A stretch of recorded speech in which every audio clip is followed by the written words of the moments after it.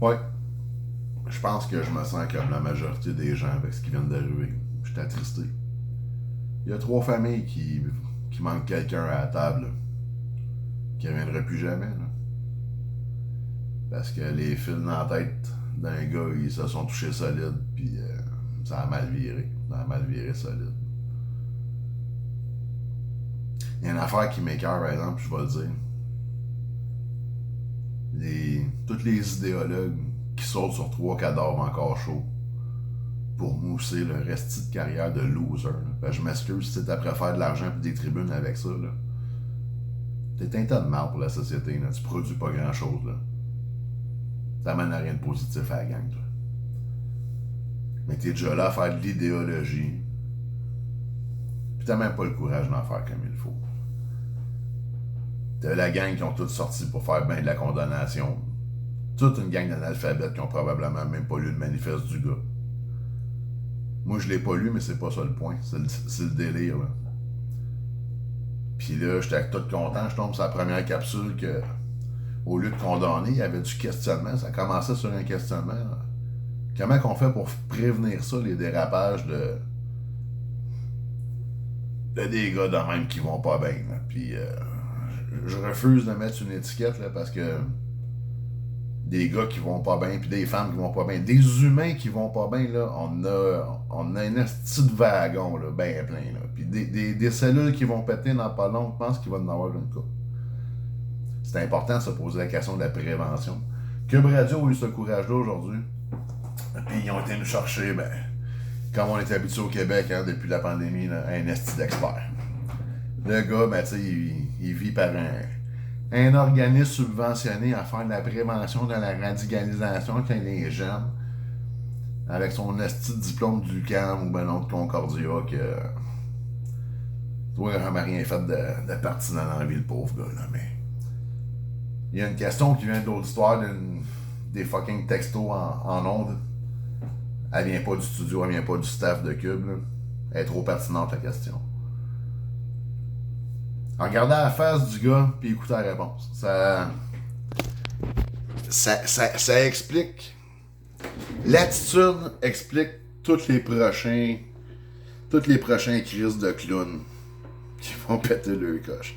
À un moment donné, faut être cohérent. Fait que là, c'est la question.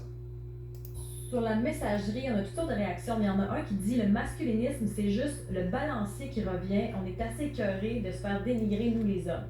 Vous pensez quoi de Mhm. ça, de ce commentaire-là?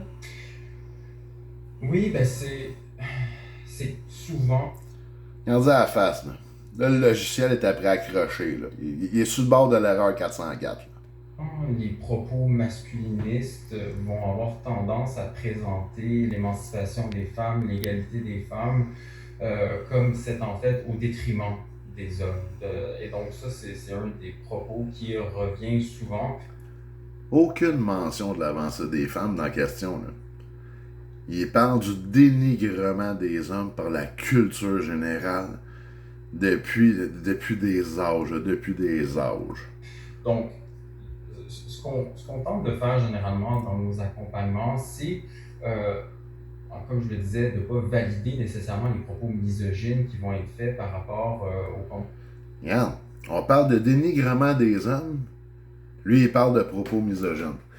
Ça, c'est supposé qui va prévenir la radicalisation des jeunes hommes.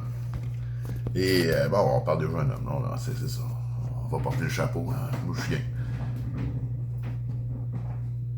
Ce gars-là, il est mûr pour la Chambre des communes pour aller répondre à un scandale de. Qu'on s'est fait vraiment, vraiment voler 3-4 milliards, là. Ce gars-là, il est prêt pour ça. La question est centrale à son domaine d'expertise, là. Le gars, il est tellement bourré d'estrogène, gynocentré, noyé dans le Kool-Aid du mythe du patriarcat, là, qu'il est même pas capable de répondre à cette foutue question. Ou sans y répondre, au moins aborde-la la question.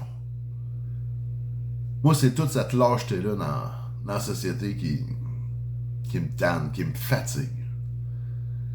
Les, les idéologies des deux bords, là, j'ai bien de la misère.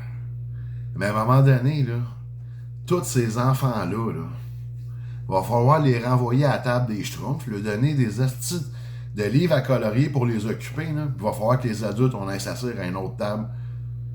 Puis peut-être qu'on commence à parler là, de grandes questions existentielles dans notre société, puis qu'on arrête de juste faire de la gestion à la petite semaine, à essayer de faire plaisir à ma tante Thérèse et à tout le monde. À un moment donné, là, va falloir philosopher intelligemment, là, sans que ça vienne par des subventionnés